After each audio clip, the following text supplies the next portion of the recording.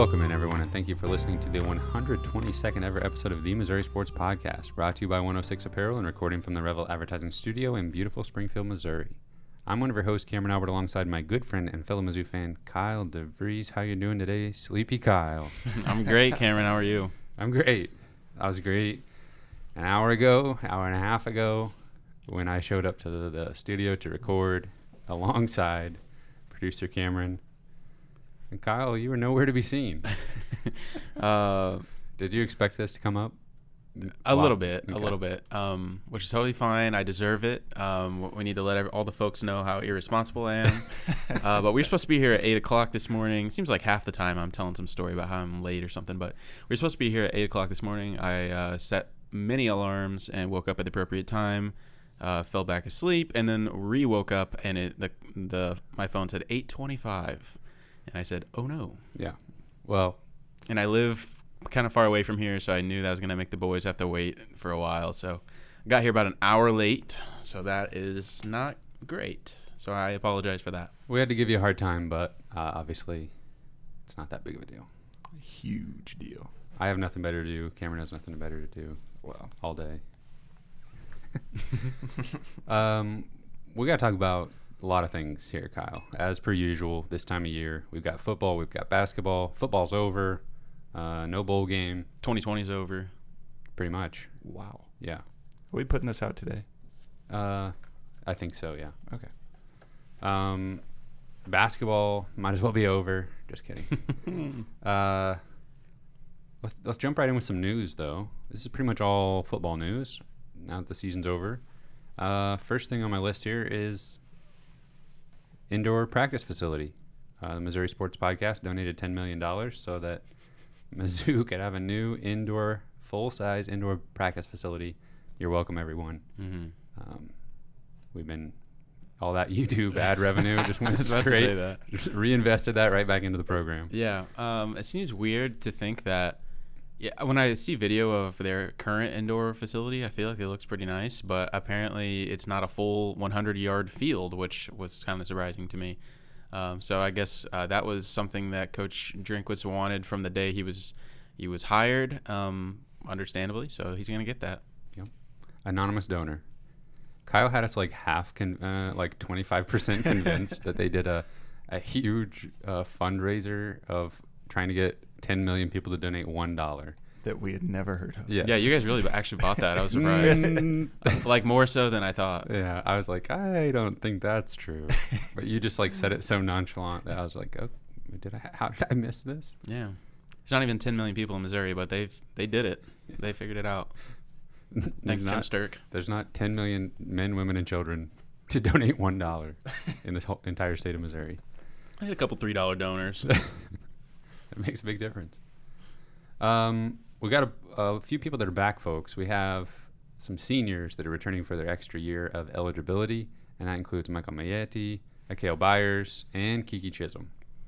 Yeah, that's big news. That really helps. Obviously, there's some gaps in recruiting, and we have a really nice class coming in this year, but it's really hard for freshmen to come in and contribute right away. So any experienced senior we can have come back is great, and I really think those are some impact guys at impact positions that is very helpful.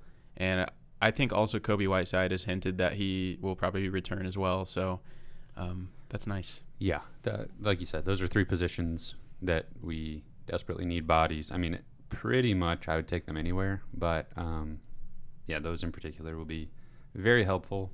And Kobe Whiteside would be a huge addition to next year's team.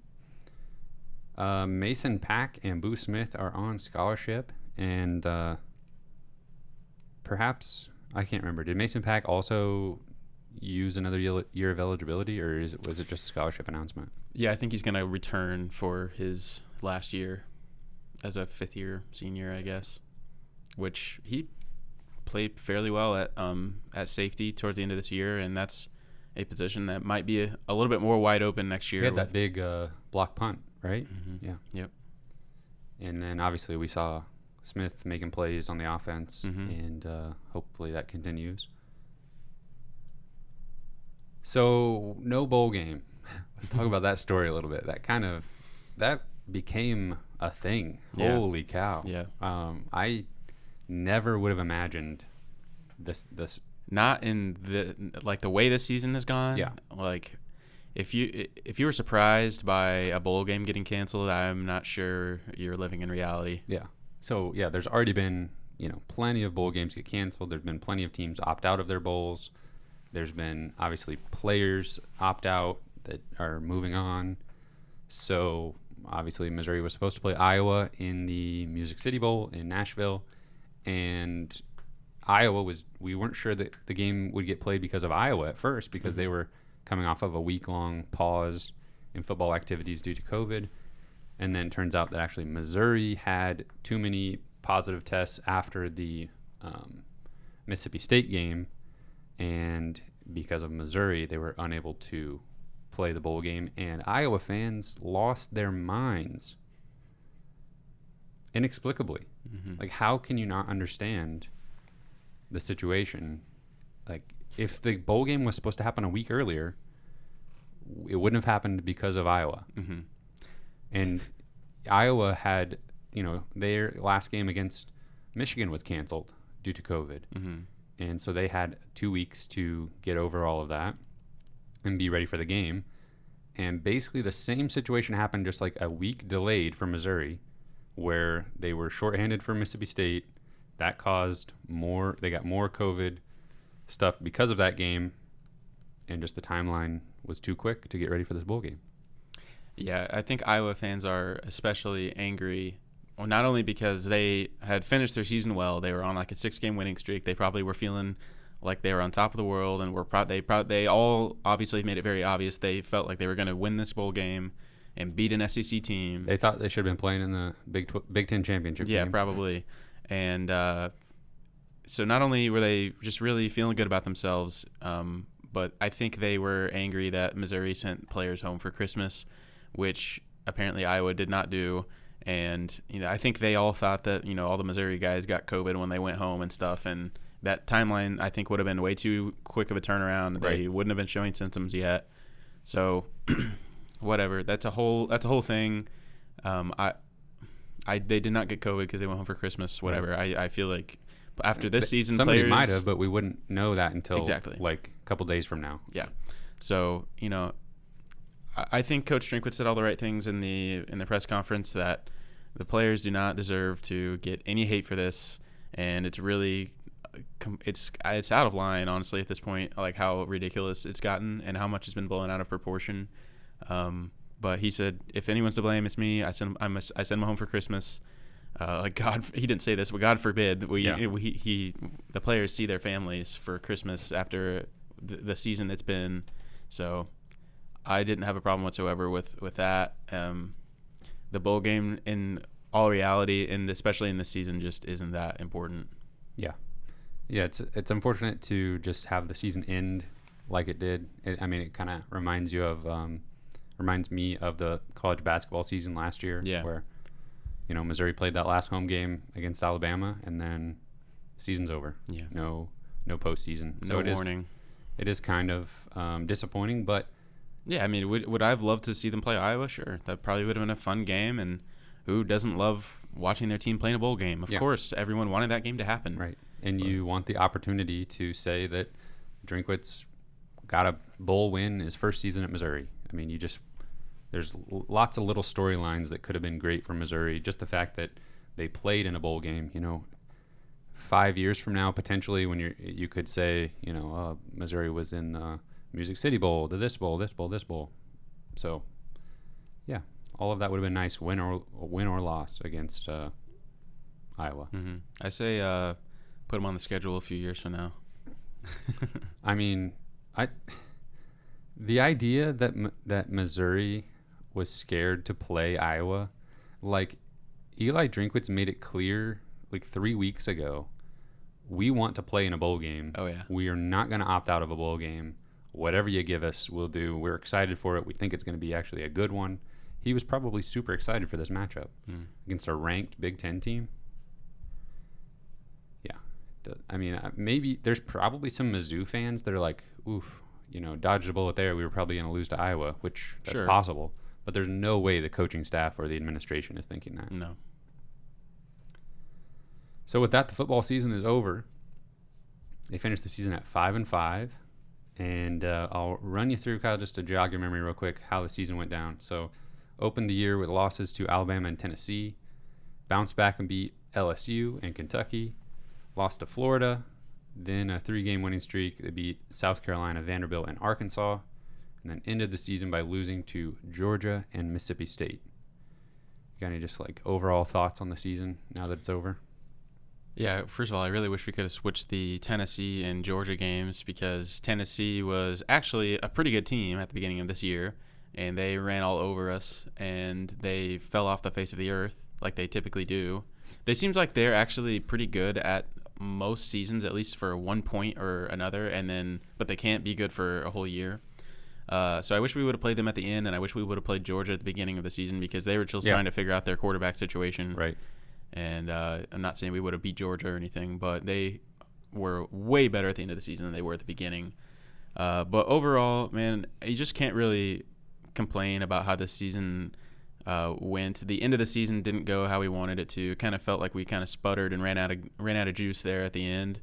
But I would say this season had more wins, more like fun moments, more memories than I ever could have dreamed that we would have had out of a first year season with a new coach in the middle of a pandemic.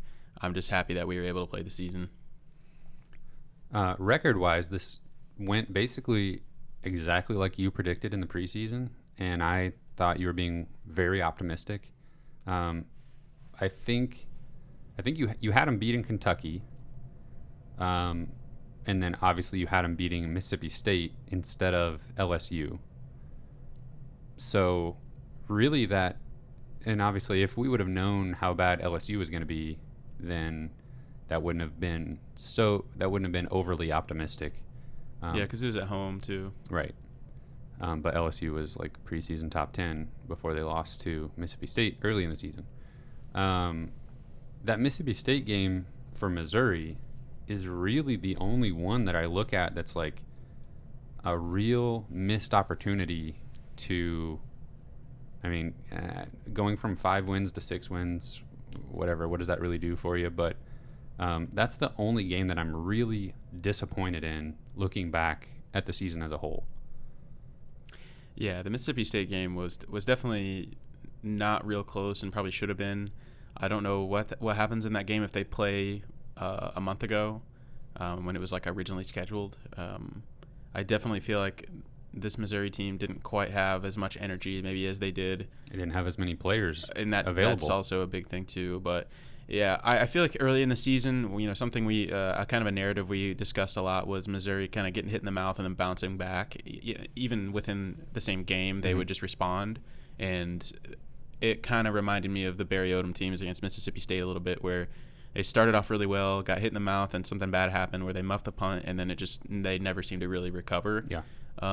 So I definitely would have liked to seen that game played earlier in the season, and maybe a different outcome happens. But yeah, for the most part though, Missouri did very well in their toss-up games, and that's kind of what can make or break a season.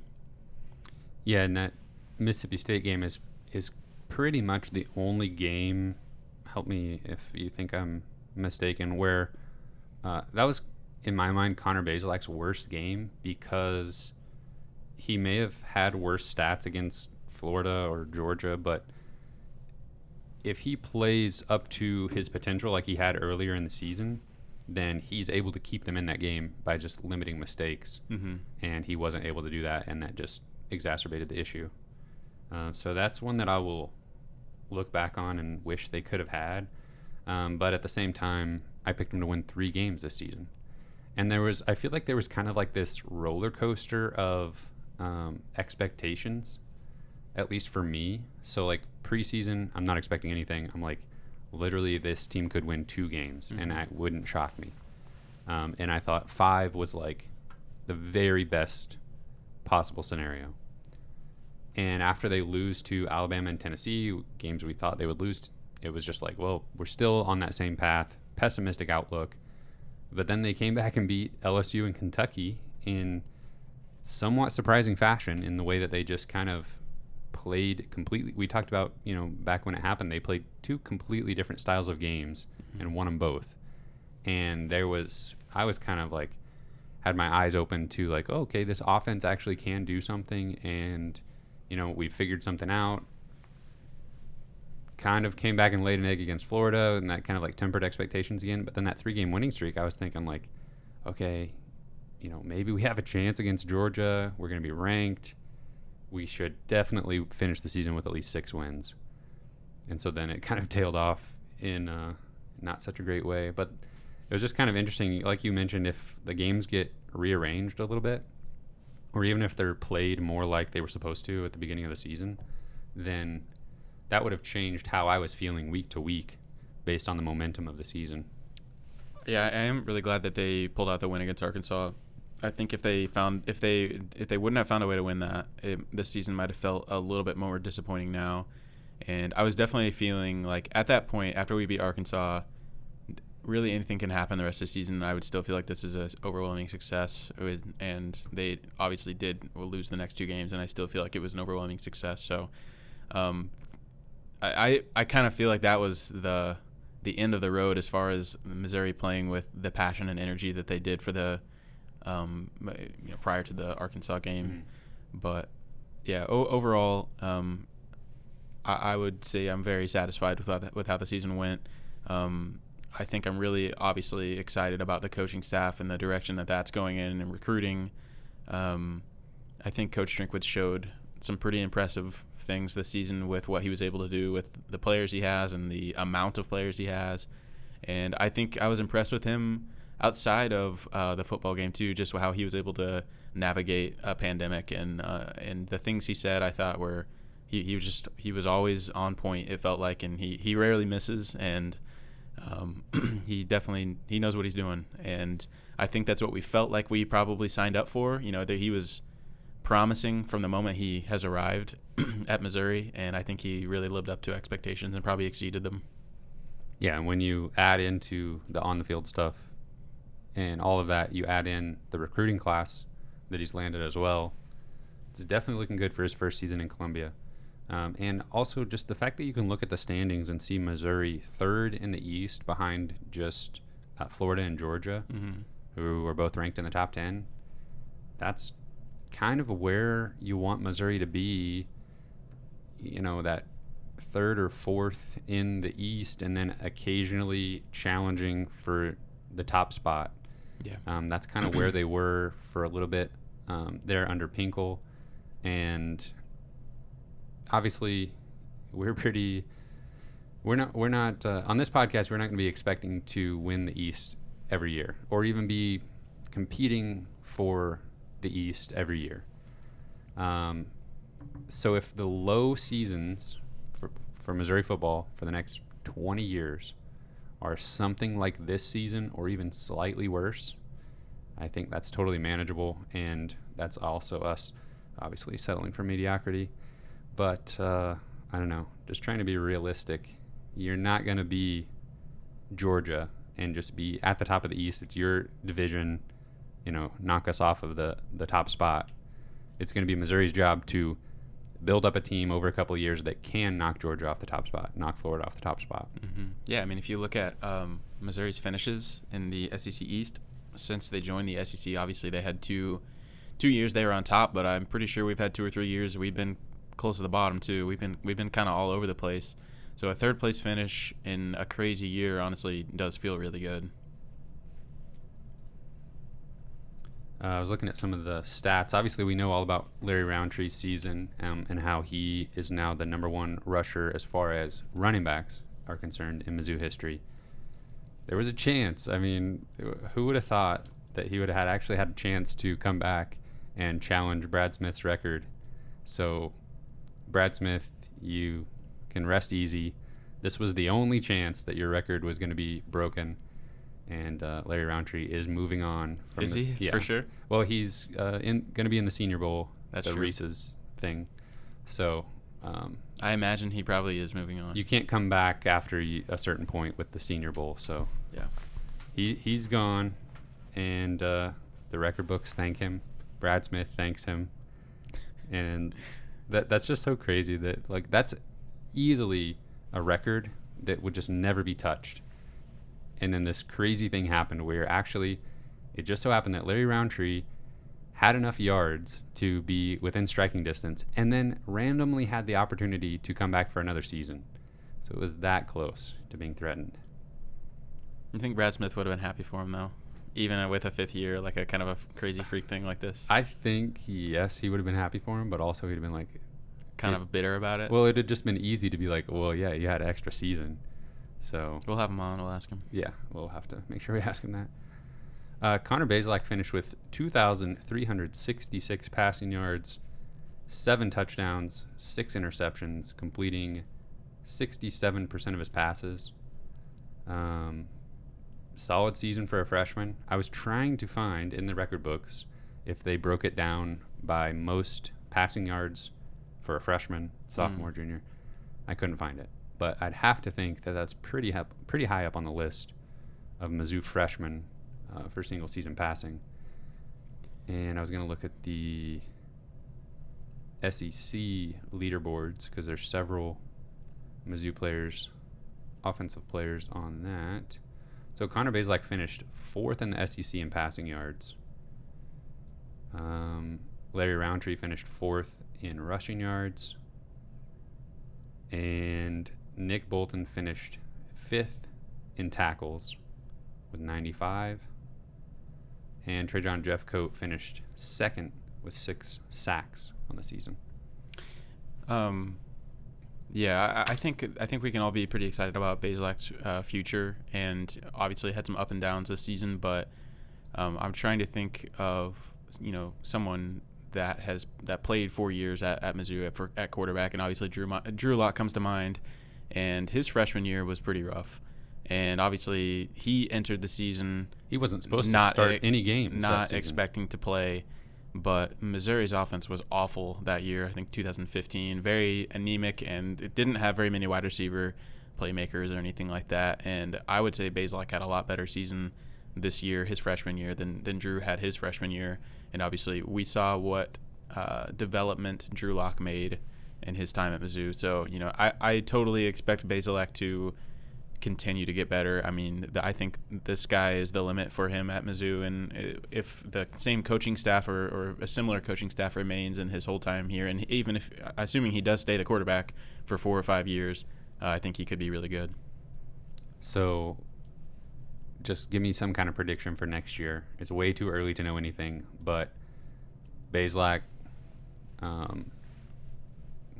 Cook, Brady Cook, and Tyler Macon. Yeah, so any thoughts on that? I mean, it just seems so crazy that we're talking about 4th most passing yards in the SEC as a freshman, one of the better freshman quarterback seasons Missouri's had, and maybe he's not the starter next year. And just the only thing that really gives me pause is the fact that he didn't start the season as the starter. Yeah.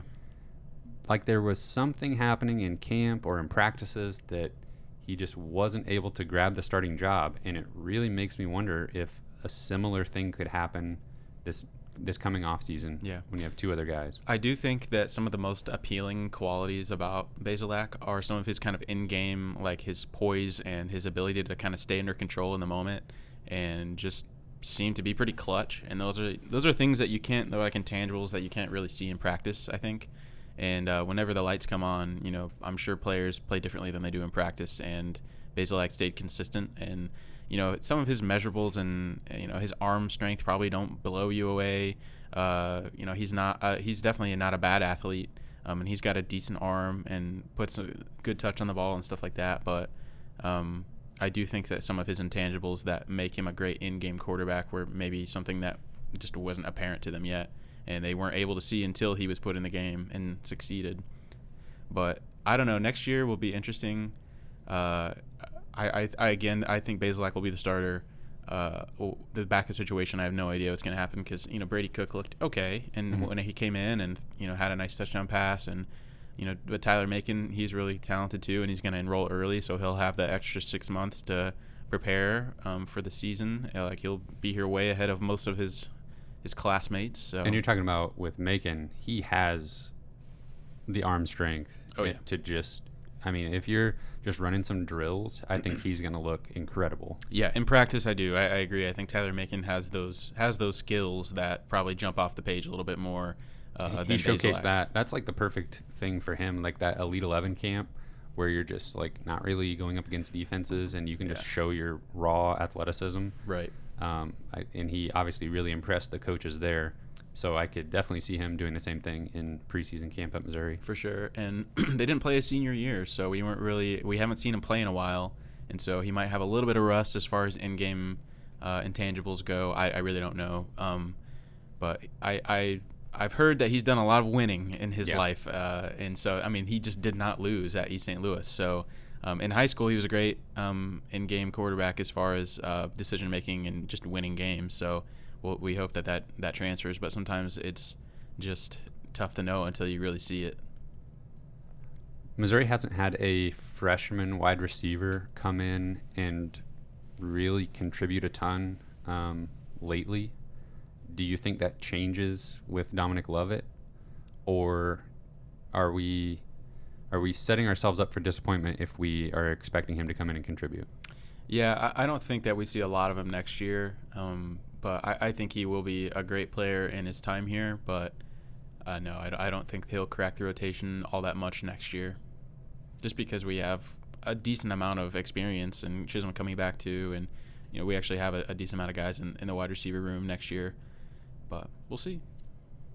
If the Larry Roundtree, Tyler Beatty combination is 10 out of 10, where are you pegging a Tyler Beatty, Elijah Young.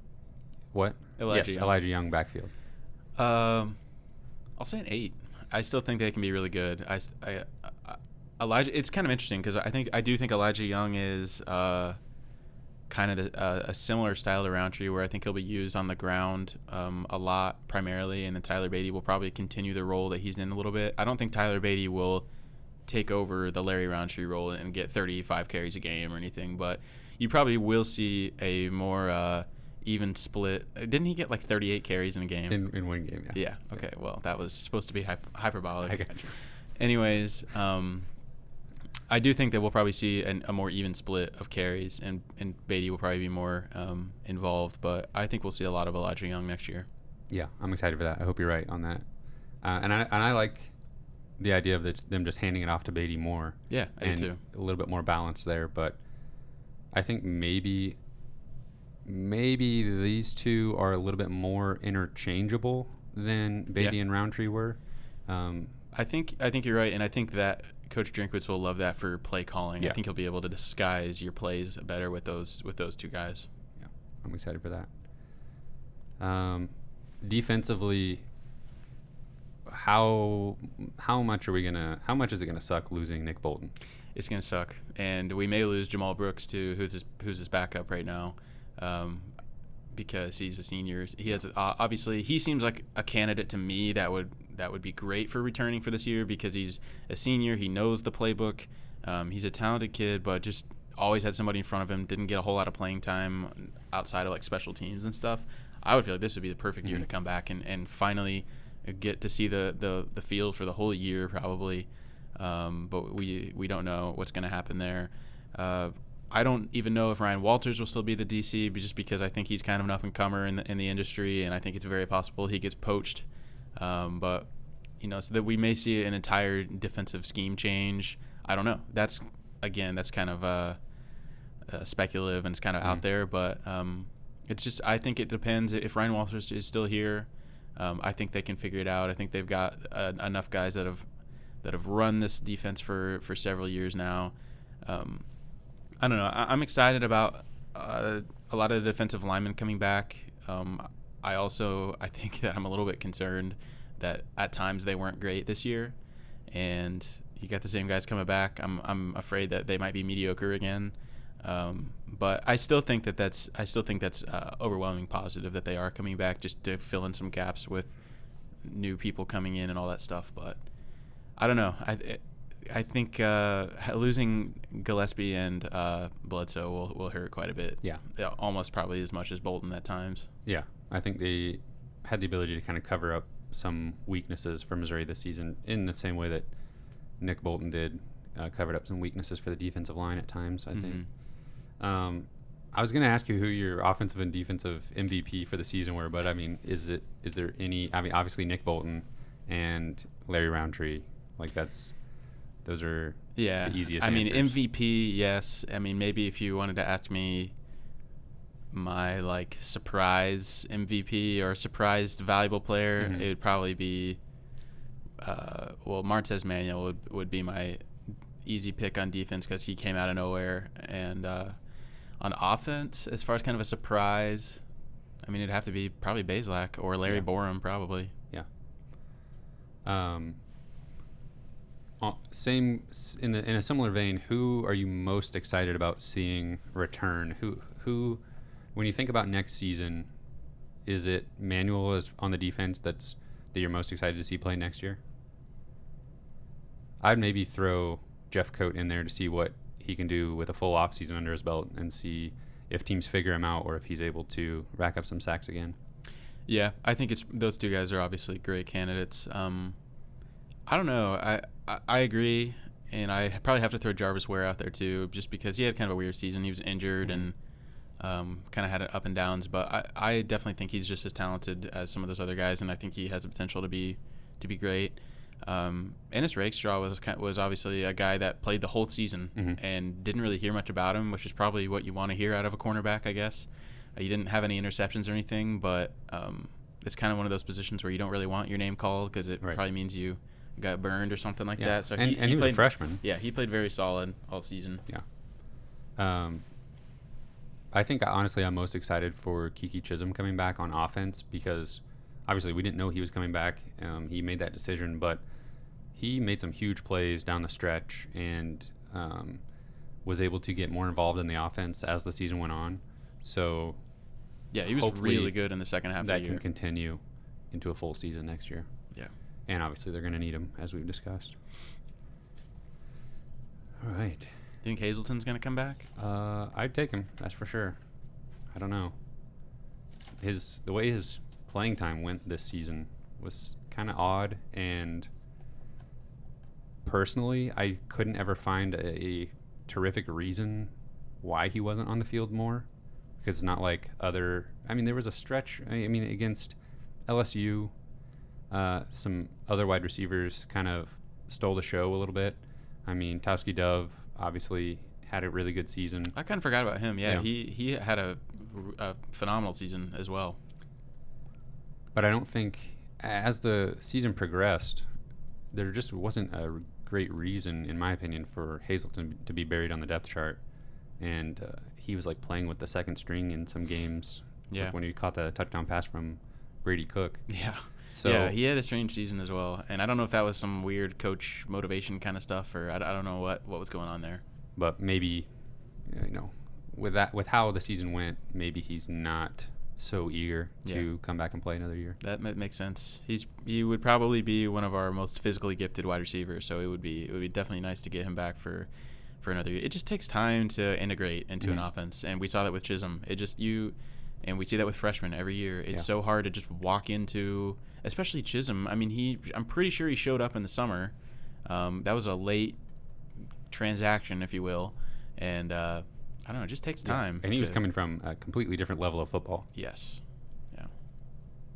It seemed like Hazleton would be able to translate right away, right? But obviously, you got to figure out, get on the same page as your quarterback and everything. And we thought Sean Robinson was going to be the quarterback. So, well, that was Mizzou football 2020. I think maybe if they were able to beat Mississippi State, they would be just a little bit rosier outlook. Definitely. And you could look back on the season a little bit more fondly, and we'd have that win fresh in our minds. But that one was a little bit inexplicable. We'll move on to 2021 with a great recruiting class, some great returning players, and a coaching staff that seems like they can get it done. Speaking of coaching, you mentioned Ryan Walters. his name's been out there the last couple seasons as far as maybe moving on to a head coaching job or a better DC spot. I saw Barry Odom's name being mentioned for the LSU defensive coordinator spot, vacated by Bo Pelini because he was let go. And I actually did not know that he was let go. Yeah. I had not heard about that. Well, they parted ways. Okay, wow. After one season. Yeah. Interesting. And now Barry Odom's name has been floated out as potential replacement. I honestly would not mind that one bit if he moved on from Arkansas Yeah. because I think he's a great coordinator, and I don't want to play him again at Arkansas. That was weird, and I didn't enjoy it. Yeah. I don't think Missouri is scoring 50 points against Barry Odom-led Arkansas defense very many times. Probably not. So better just take that win. I absolutely think that he will not be at Arkansas very long. I think that he'll get a better DC job. I think he may get even a head coaching job again at a lower level school or something like that. But he's obviously young enough to be a head coach at some place for a long time still. Yeah, I mean, he was learning on the job for sure at Mizzou, and a lot of things didn't go that well when he was here, but it's very possible that he kind of learned some of his experience, knows what he'd do different at a different place. And he's taking a much fine. more traditional path through the coaching ranks this time around than he did previously. All right. We don't have to pick any games this week, do we? I mean, we don't get to. Kyle won. It's over. It's done. It's over. It's done. Congratulations, Kyle. Thanks for remembering this week. Though. Yeah. Yeah, the 1 week we don't have to do it. I'm ready to talk about basketball and remember that I usually have to stop so we can pick games. What do I normally forget at this point in the show? Yeah. So Missouri had a big matchup with Tennessee. Didn't go so well. Tennessee's really, really good. Anything else to add, Kyle? That covers it. See you next week. Tennessee is very good. And now I think we should all be hoping that they just destroy the SEC and win like 15 conference games, and the battle for spots 2 through 8, I think, are just like a complete toss-up. So Missouri still squarely in the mix for that double bye in the SEC tournament, I think. They got to figure out something on offense. Yeah. And but really, I mean, I was asked by some family members last night when I was watching the game, like, well, they're ranked 12. Like, what's the outlook here? And I was like, well, obviously, hindsight after this Tennessee game, they're 12 ranking. Like, I don't want to use the fraudulent word, but the 12 ranking, that was something. Yeah, I think Tennessee's better than 7, and I think Missouri is not as good as 12. Yeah, and I would have said that before the Tennessee game. I would have as well. I think that for whatever the Illinois game is every single year. That's just like, it doesn't matter how good the teams are. Yeah. Anything can happen in that game. Missouri just seems to have Illinois' number recently. That was a huge rivalry win. Has always gone in streaks, kind of. Yeah, it has, and that was a huge win. Don't get me wrong, but I do think that the general public overreacted a little bit too much to that win. And which is totally fine. I mean, I've been seeing all these like national writers put Missouri in their top 10s and stuff, and I'm like, wow, this is really exciting. But as somebody who has watched Missouri play, these exact players play for years now. I'm not sure that they're this good. Right. But hey, maybe so. Yeah. Now that's not to say that they couldn't work their way back into top 15 situation, but knowing that they were starting the conference season with Tennessee, and knowing that Tennessee was supposed to be good, and they're even better than people thought preseason. You just knew kind of, and even beyond the Tennessee game, Missouri's got a rough stretch here. You knew they were going to drop a few, 1 to 3 games, and that their ranking would kind of plummet for a time being. Yeah. But there's opportunities later in the season for some winning streaks, and they could work themselves right back into that, top 20, top 15 situation. Yeah, the second half of the season is much more friendly than the first half of the SEC slate. But if it feels like we're down bad right now because we just got destroyed And the Bradley game was basically a loss. Yeah, so essentially, yeah. So we've had a little bit of a rough stretch, but I would say win-loss wise, nothing surprising has happened. We'll be fine. We'll be able to bounce back. I still think that Missouri has a very good shot for that top 4 in the SEC, which should be the goal this year for sure. And I think Tennessee is so far beyond everyone else in the league. I think there's no reason why they shouldn't run away with it.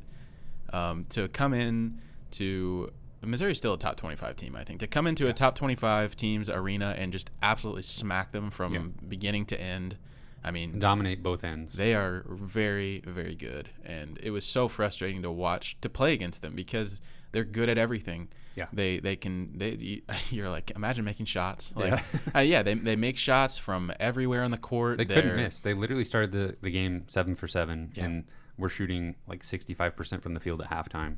Finished the game, I think, shooting like right around 60%. Right, and Missouri shot like 30-something%. And so they're making everything. They defend everywhere. They defend the perimeter. They defend inside. They're so long. Like Yves Pons is so like he's just everywhere. Like he's not even the player that will necessarily show up in the stat sheet, and he's probably not gonna score 25 a night, but he just impacts every single play, and he's so pesky, and he's just so long, and he's such a smart basketball player where he is able to just make plays on the offensive end, even if he's not the one scoring. Mm-hmm. He makes the right read, and he had some huge dunks late in the game that just came off of easy cuts. Like he's just reading the defense and knows where to be, and then he also is able to make the right pass when other players are doing that. Man, having a player like that just makes everything run so smoothly. Yeah. I mean, they're good at all 5 positions on the floor. They have a Hall of Fame coach. I mean, there's really no reason why they shouldn't win the league and potentially go to the Final Four. They're really that good. Yeah, there were a few moments in this game. I mean, the hot start that Tennessee had was just like demoralizing. They couldn't miss. And, I think it was really quickly, it was like 21-4. Yeah, something like that. And Missouri's offensive struggles continued. There was a weird moment after I was kind of like, pretty bummed out at how the game was going. Missouri fought back a little bit, went on a mini run to cut it to 12-ish. I'm going to get this mixed up a little bit. But before they cut it to 12, John Fulkerson fell down and hurt his wrist or hand or something, and Tennessee had the ball, but they were kind of scrambling. They had a guy out of the play because he's laying on the ground, and the shot clock's counting down, and they just blow the play dead and basically give Tennessee a timeout so that they can check on this guy because he was writhing in pain. Like he was acting like he was in the most painful situation of his life. He broke his wrist in 48 spots. And I was totally ready to believe that. Me too. And I'm like, stop the game, get this guy some help. And so then they stop the game, and he just stays out there. He just pops right back up, and he's good. Not only does he stay out there, he gets the ball on the end of this possession and makes a long 2, just like it's the easiest thing in the world. And Mizzou fans in the building were booing, and the announcers were, I think Sunvold, caught on. They're upset because he was hurt, we thought, and then he just stayed out there. It's they were comparing it to when a football player stays down. Yep. But the football player, if you stop the game for them, they have to come out of the game. And I just couldn't believe that the way that went down. It was just I was already frustrated at how the game was going. That was the cherry on top. Yeah. Okay, which is a worse scenario? Jumping out to a lead, basically the Illinois game where we're winning the whole game, and then imagine if Illinois came back and won that game at the very end, or just getting blasted from the start and never having a shot. Which is worse? Like a game like last night. I would take last night over losing a game not forget who the opponent is and but everything. Just the style of of getting out front and then leading the whole game and then losing at the very end. Like we've seen before against Florida, LSU, right, West Virginia. Because that's a different kind of painful. Yeah. Oh, I would take the blowout every time, I think, over having the lead and just knowing this team's going to claw back into it and they're just going to make a play. And And then when they do, Yeah. it's like, Yeah. Especially when you're the underdog. I feel like Missouri's been in that spot, you Yeah. know, 6 or 7 times. yeah, the it seems last like it's 3 always seasons. against LSU. Yeah, where Missouri's not supposed to win, and they jump out to a fast start and have the lead almost the whole game and then lose it. Yeah. That's when it's just like, okay, Missouri was never supposed to win this game, so it's inevitable that this team's going to come back on us. And if you're playing a team that you're supposed to beat, and they come back and beat you, then it is like even more demoralizing, I guess. But I don't know. There's something about maybe that would be the worst of all of them because you know you were supposed to win. But yeah, I would take gut wrenching losses. That's the worst thing in sports. Give me Yeah. a blowout every time. I suppose. I also hate feeling like you're that inferior to another team, and like it just literally 5 minutes into the game, you're just like, well, it's over, and you just kind of sit there and you watch it anyway, and even though you know there's no point in like continuing the game, you might as well forfeit at halftime, and you're just like, it's basically like if you lose at the end, you're like, well, that was a waste of 2 hours, Yeah. but like at least last night I knew it was going to be a waste of, Right. of 2 hours the Yeah. whole time.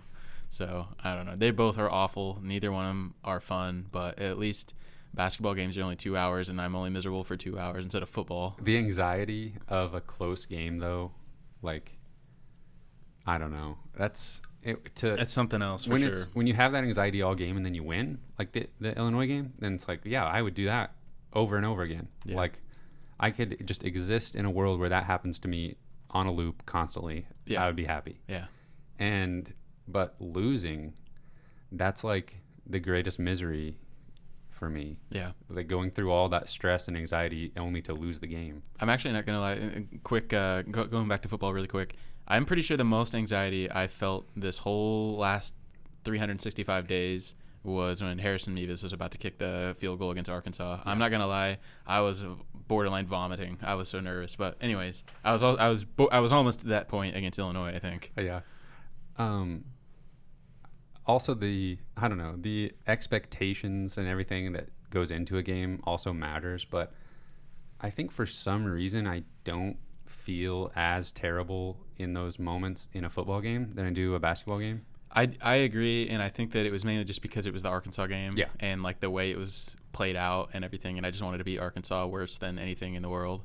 But typically at the end of basketball games, I do feel more anxiety than football games for whatever reason. When there's always that moment for me in a basketball game when you're winning, and we've talked about this before, where it's like, okay, there's 12 minutes left in this game, Yeah. and it's gonna be the longest 12 minutes Yeah, I ever. think it can just change so easily. It can just flip a switch so quickly. You have to be. My team has to be up by so much to feel good about it. Yeah. Back to this Tennessee game.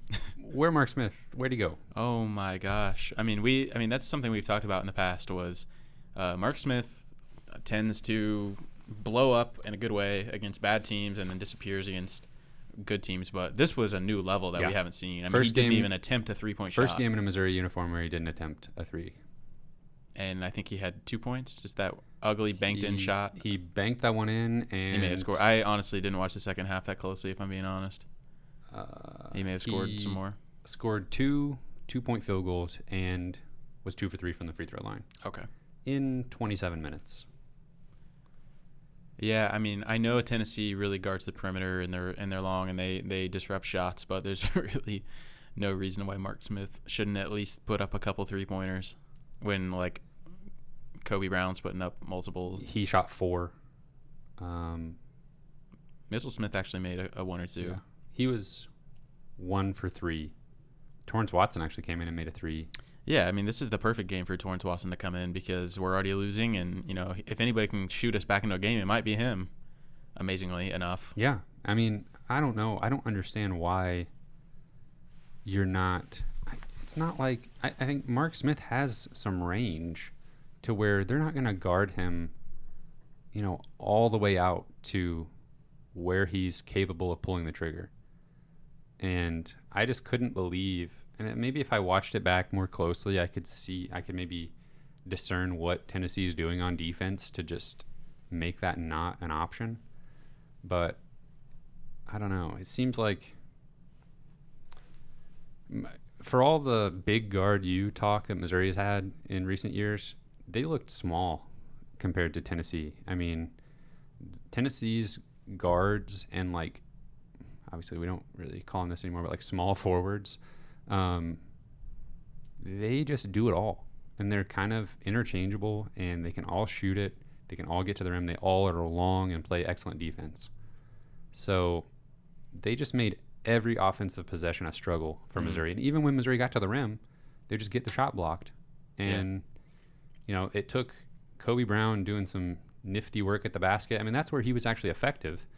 And then he was also 0 for 4 from 3. He also traveled like 3 times. Yeah. I don't know. It's Tennessee's ranked second in defensive efficiency in KenPom in the country. And I think they're going to have their way with several other SEC teams. Oh, yeah. I mean, they just are so tough to match up against because you can't score anything inside. And if you don't shoot the 3 very well, then good luck. And that's pretty much what happened last night. Yeah. I mean, Missouri plays them in Knoxville later in the season.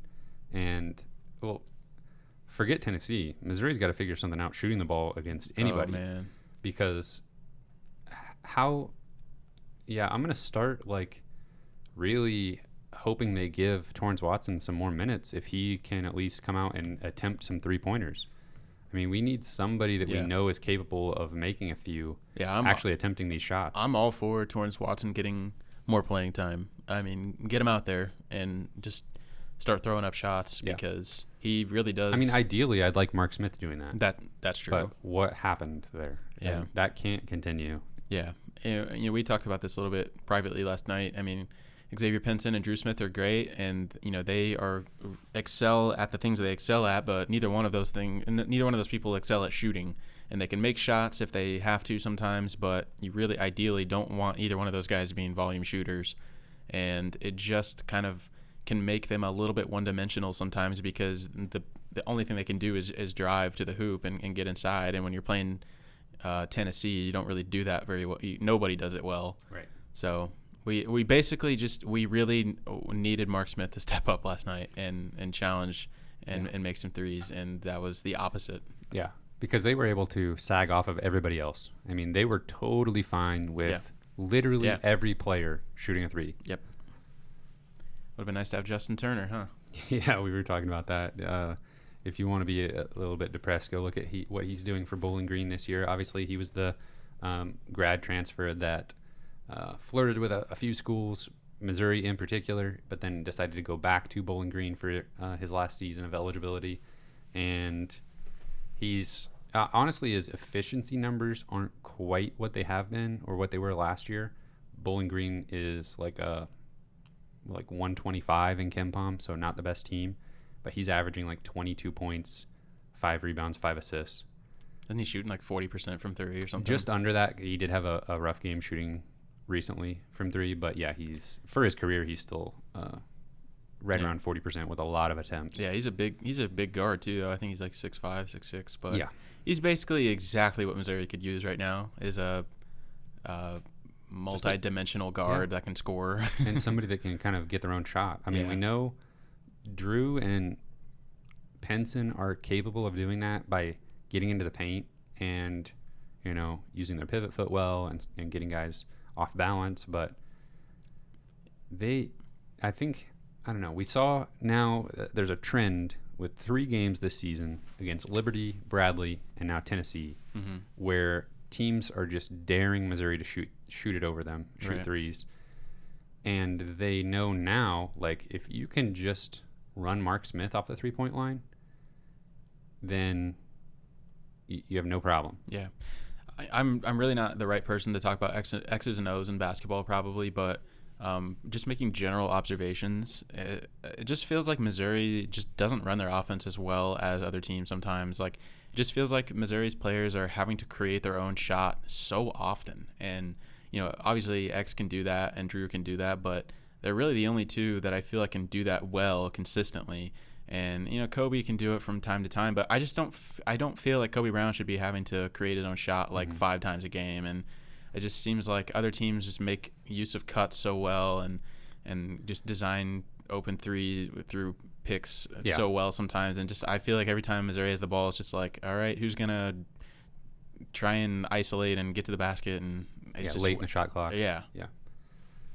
Tennessee, not only were they making contested shots, they were also, running good offense to get open looks. Mm-hmm. And they just had sequences where they actually reminded me, Tennessee in this game reminded me a little bit of like 2012 Missouri, Mm-hmm. where they just have really crisp passing. And Tennessee this year is not offensively on the same level as Missouri that season.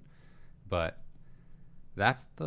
and we did see a little bit of that in 2018 for Missouri, but obviously you had Cassius Robertson and Jordan Barnett and Jonte Porter, who were all more than capable of making threes. Yeah, when you can make threes, that kind of solves all those kind of issues. And Jonte was such an excellent passing big that he was just finding guys for wide open shots. And that's when the ball movement and everything looked so crisp, and they were actually putting up really good offensive numbers.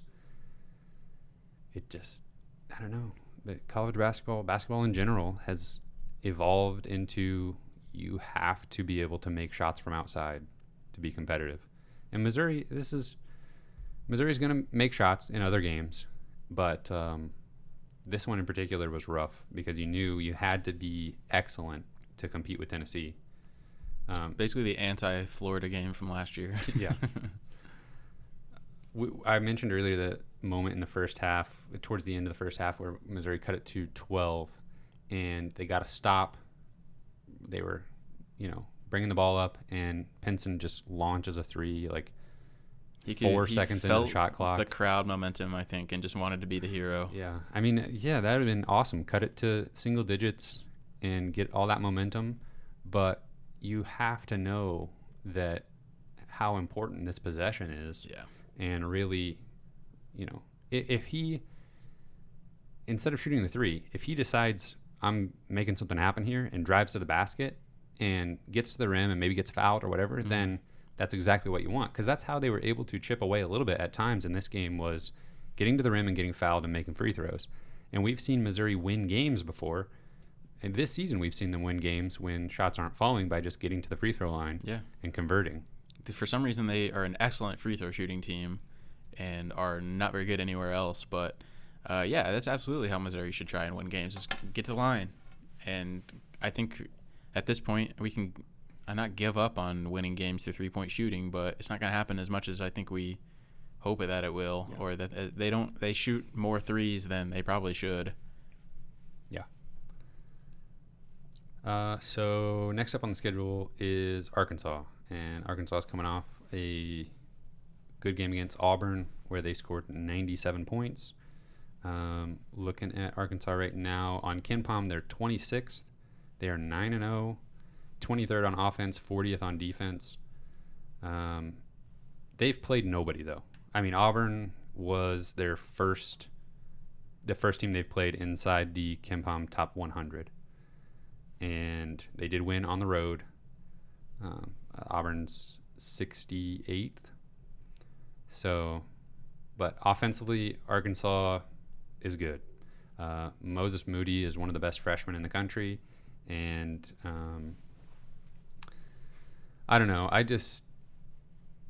Missouri's going to obviously perform better many times this season than they did against Tennessee. But this stretch at the beginning of the season is going to be tough. Mm-hmm. And it's at Arkansas. Missouri's going to really have to perform well on defense to stay in this game and give the offense a chance to score enough to win. Yeah, I think they're gonna have to play out of their minds on defense and just hope Arkansas is not having a good shooting day, or else I think this could get pretty ugly. Yeah, I'm looking over Arkansas's stats, and there's not really anything they do poorly on offense. They do shoot a lot of threes, so if they are cold, they could shoot themselves out of a game. And they're gonna try to push the tempo a little bit, and if they do that better than Missouri, then it could be rough. Moses Moody is shooting 40% from three. Desi Sills is shooting 40% from three. and they've both attempted more than 35 three-pointers on the season. If you just look up and down Arkansas's starting five, I mean, they all have an offensive rating over 112. So they're all efficient. They pass the ball well. They don't turn it over. They get to the free throw line. Just, one of your better offensive teams in the country. Yeah.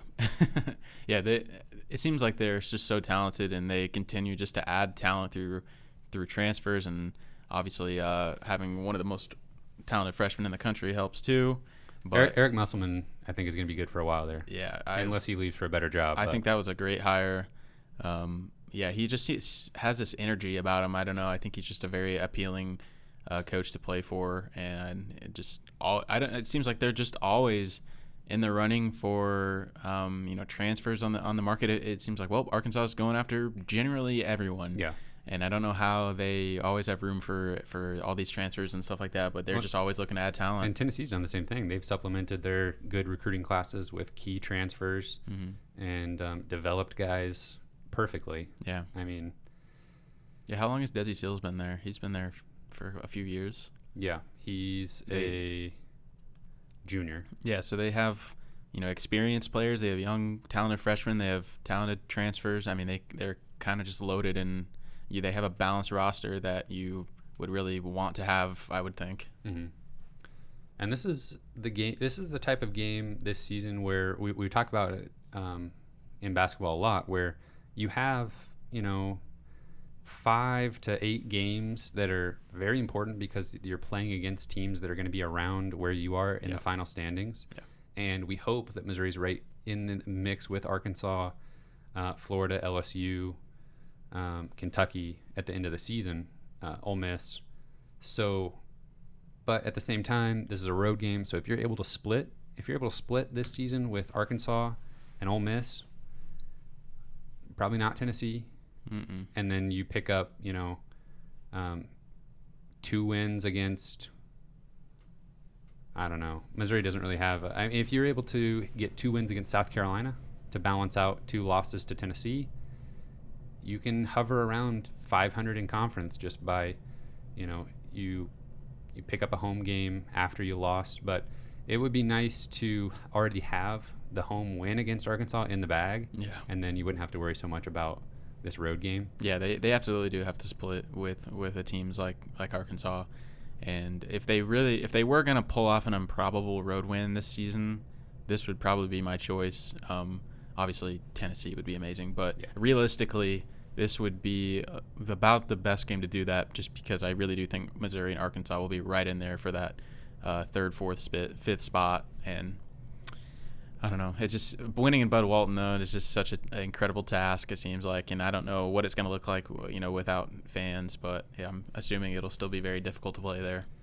Yeah, there's other road games that Missouri will have a better chance in, but they won't. Those other road games won't help the resume as much as obviously this one would, and this one still being somewhat reasonable. Yeah. Although, if I'm going to go ahead and give my prediction, I see this. Obviously, coming off a big loss where you got completely blown out, I still see just a similar thing happening, just to a lesser extent. So I say that Arkansas does exactly what Tennessee did and scores 73 points, and Missouri scores 62. I got Arkansas by 11. Yeah, I think Arkansas will probably score a little bit more than that. I say 81-66. What is that, 15-point victory? Yeah. But if Missouri can just make some shots and keep it within, if we're looking at a 7-point game with 5 to 10 minutes left, then you just need a few plays to go your way and you're right in it at the end. And we've seen Missouri be able to do that at times. And then we've also seen that, 7-ish point deficit just end up being a 15-point loss. Yeah. I do think that this game potentially offers the opportunity to bounce back on offense a little bit. I think they just have to get the ball inside and get fouled. But if there is a game where, you want X and Drew, kind of creating their own shot, I think this probably makes a lot more sense than the Tennessee game. So I think I'd like to see Xavier Penson really try to get to the basket and really prioritize that. And maybe, you never know. But yeah, the game plan if Missouri shoots less than 20 free throws, they're losing this game. Yeah. They need to be shooting 20 plus free throws. Yeah, we better hope those refs are happy on the whistles in this game. Yeah. I think that's going to benefit Missouri probably.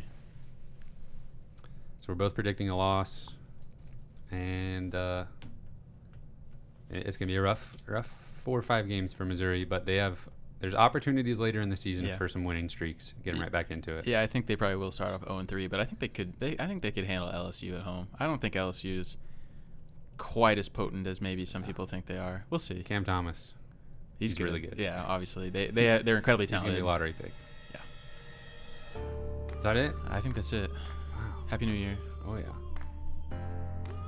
All right. All right. You can find us on Apple Podcasts, Spotify, Google Podcasts. We're on Twitter and Instagram at Mizzou Sports Pod, and you can email us at MissouriSportsPod@gmail.com. You can find our t-shirts and stickers on our online shop, MissouriSportsPod.BigCartel.com. Thank you everyone for listening. We'll see you next week.